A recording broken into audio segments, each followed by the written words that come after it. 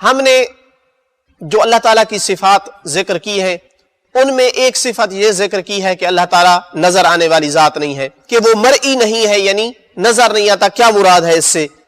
تو جواب یہ ہے کہ اس سے مراد یہ ہے کہ وہ آنکھوں سے نظر آنے کے قابل نہیں ہے، نہیں دیکھا جا سکتا اس کو آنکھوں سے، نہ دنیا میں اور نہ آخرت میں۔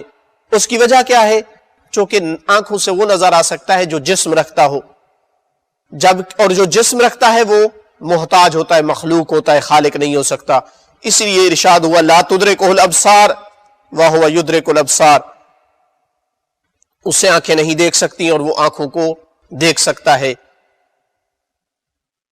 تو 15 نمبر سوال پھر یہ آئے گا ہمارے سامنے کہ ہم کیسے اس خدا کو مانے جسے ہم دیکھ ہی نہ سکے، ساری زندگی بندہ اطاعت کرے اللہ پر عقیدہ رکھتے ہوئے اور اس کو ایک دفعہ بھی نہ دیکھ سکے۔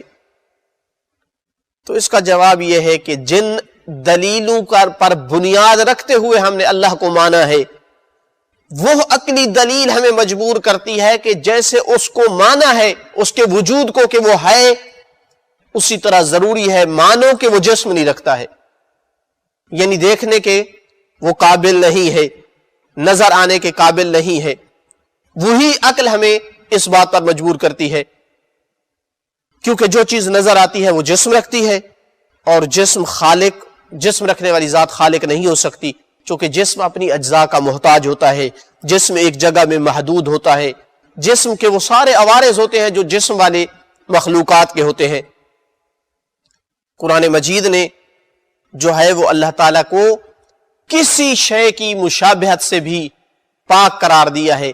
اگر وہ جسم رکھتا ہوتا تو وہ دوسرے جسموں کی طرح ہوتا، جبکہ قرآن کہتا ہے لیسا کمثلہ شیء، کہ اس کی مثل کوئی چیز نہیں ہے۔